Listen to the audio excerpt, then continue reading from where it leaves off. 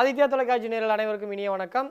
இன்றைய தினம் ஆங்கில மாதம் பிப்ரவரி 13, தமிழ் மாதம் மாசி மாதம் 1ஆம் தேதி, வியாழக்கிழமை, பஞ்சமி திதி, அஸ்தம் நட்சத்திரம் கூடிய நாள், சூலம் நாமயோகம், கவலவம் கரணம் ஆகிய சுபதினத்தில் இன்றைய தினத்தினுடைய சிறப்புகள் என்னென்ன பார்க்கும் பொழுது, இன்று கும்பராசியில் சூரியன் பிரவேசிக்கிறார். இன்றைய தினம் கலிகாந்தம் விஷ்ணுபதி மகார கிருஷ்ண பஞ்சமின்னு சொல்லுவாங்க. அதாவது என்னென்னா, கலியுகத்தில் விஷ்ணு அவதரிக்கிறார், கல்கி அவதாரம்னு சொல்லுவாங்க. அப்படி அவதரிக்கக்கூடிய வரவேற்கக்கூடிய நாளாக இது இருக்குன்றேன். ஸோ இன்றைக்கு வராங்கன்றது அர்த்தம் கிடையாது.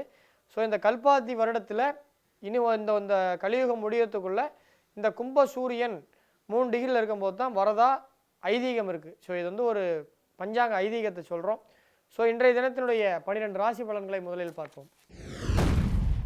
இன்றைய தினம் மேஷராசியை பொறுத்தவரை இன்றைய தினம் உங்களுக்கு உடல்நலத்தில் மிகுந்த கவனமாக இருக்க வேண்டும். உடல்நல அசௌகரியம் ஏற்படுவதற்கான வாய்ப்புகள் உண்டு. இருந்தாலும் பொருளாதார ரீதியாக இன்றைய தினம் ஒரு சிறப்பான நாளாக இருக்கும். அஸ்வினி நட்சத்திரத்தை பொறுத்த வரைக்கும் தொழில்நிலை சிறப்படையும், பணவரவு அதிகமாகும். கடன் கொடுக்க வேண்டாம், இன்று கடன் கொடுத்தால் பிரச்சனை ஏற்படுவதற்கு வாய்ப்புண்டு.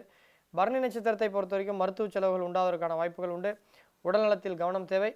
கிருத்திகை நட்சத்திரத்தை பொறுத்த வரைக்கும் செல்வ நிலை சிறப்படைவதற்கான வாய்ப்புகள் உண்டு. வங்கி சேமிப்பு இன்று கூடும். ரிஷபராசியை பொறுத்தவரை இன்றைய தினம் உங்களுக்கு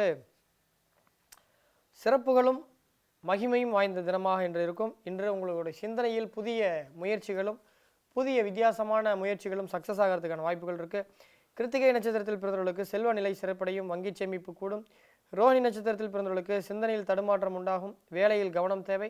மிருகசீடம் நட்சத்திரத்தில் பிறந்தவர்களுக்கு தாயாரின் ஆரோக்கியத்தில் கவனம் தேவை, உடல்நலத்தில் அக்கறை இருக்க வேண்டும். மிதனராசியை பொறுத்தவரை இன்றைய தினம் வாகன பிராப்தம் யோகம் உண்டு. ஸோ இன்றைய தினம் புதிது வாங்கக்கூடிய எண்ணங்கள் உண்டாகும். திருவாதிரை பொறுத்த வரைக்கும் இன்று புதிய வாகனம் வாங்குவதற்கான திட்டங்கள்லாம் நிறைவேறும். புனர்பூஷத்தில் பிறந்தவர்களுக்கு படிப்பில் கவனம் தேவை. இன்று ஞாபக மறதி அதிகரிக்க வாய்ப்புகள் உண்டு. கடகராசியை பொறுத்தவரை இன்றைய தினம் உங்களுக்கு அக்கம் பக்கத்தில் இருப்பவர்களால் சிறு சிறு தொந்தரவும் மன ரீதியான வருத்தமும் ஏற்படுவதற்கான வாய்ப்புகள் உண்டு. குறிப்பாக புனர்பூஷத்தில் பிறந்தவர்களுக்கு படிப்பில் கவனம் தேவை, ஞாபக மறதி ஏற்படும். பூசம் நட்சத்திரத்தில் பிறந்தவர்களுக்கு அக்கம் பக்கத்தினரால் நன்மை உண்டாகும், வம்பு பேச வேண்டாம், தொந்தரவுகள் ஏற்படும். ஆயில்யம் நட்சத்திரத்தில் பிறந்தவர்களுக்கு உடன் பிறப்புகளுடன் சச்சரவை தவிர்க்க வேண்டும். பேச்சில் உங்களுக்கு அமைதியாக இருக்க வேண்டும். இன்றைக்கி நீங்கள் பேசக்கூடிய வார்த்தைகள் கோபத்தை தூண்டக்கூடியதாக இருக்கும். சிம்மராசியை பொறுத்தவரை இன்று தேவையில்லாத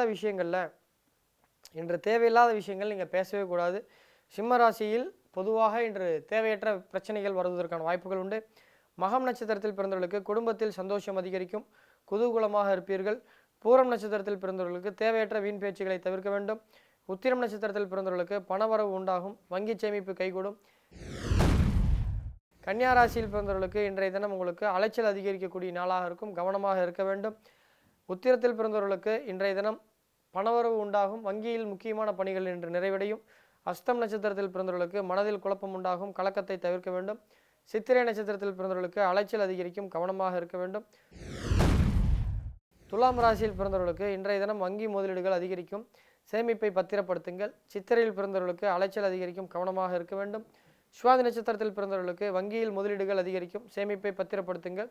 விசாக நட்சத்திரத்தில் பிறந்தவர்களுக்கு வீண் அலைச்சலை தவிர்க்க வேண்டும், பயணங்களில் கவனம் தேவை. விருச்சிக ராசியை பொறுத்தவரை இன்றைய தினம் உங்களுக்கு தொழில் லாபம் அதிகரிக்கும், பணத்தை பத்திரப்படுத்துங்கள். சுவாதி நட்சத்திரத்தில் பிறந்தவர்களுக்கு வங்கியின் முதலீடுகள் அதிகரிக்கும். இன்று உங்களுக்கு ஏதேனும் ரூபத்தில் ஒரு உபரி பணம் வருவதற்கான வாய்ப்புகளோ அல்லது நிலுவை பணம் மீண்டு வருவதற்கான வாய்ப்புகள்லாம் உண்டு. விருச்சிக ராசியை பொறுத்தவரை இன்றைய தினம் உங்களுக்கு தொழில் லாபம் அதிகரிக்கக்கூடிய நாளாக இருக்கும்.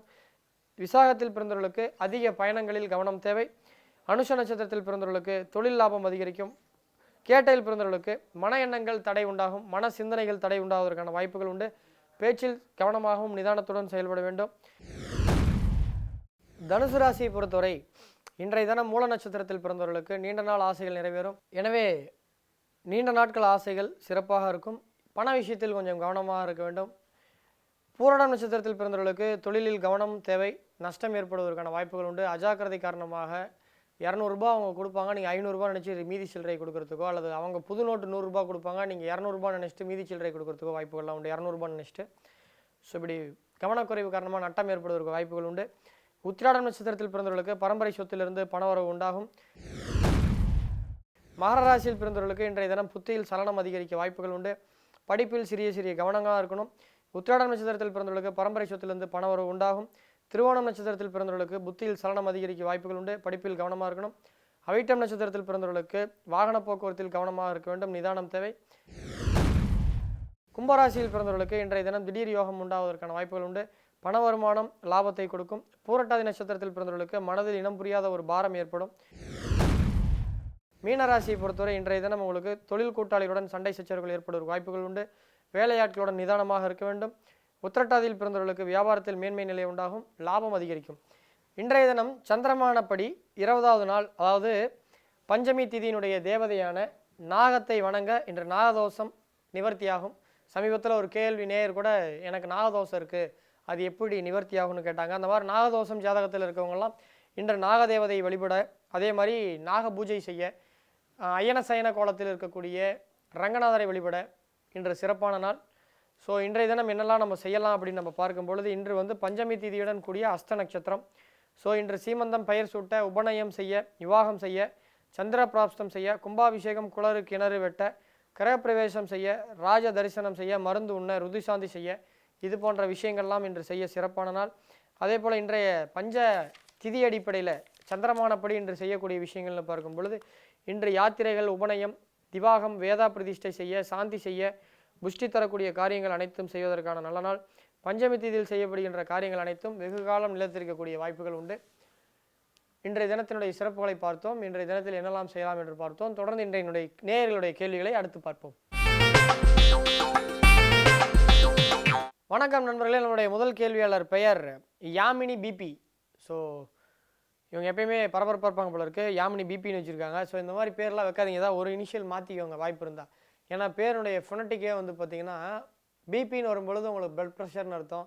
ஸோ பரபரப்பாகவே நீங்கள் இயற்கையாக இருப்பீங்க. ஸோ இந்த பதில் உங்களுக்கு உண்மையாக இருந்ததுன்னா பேரை மாற்றினீங்கன்னா ஏதாவது ஒரு இனிஷியல் மாற்றிக்கோங்க. பி யாமினி வச்சுக்கலாம் அல்லது பி யாமினி வச்சுக்கலாம். பிபி யாமினின்னா இது வந்து நியூமராலஜி படி தவறு.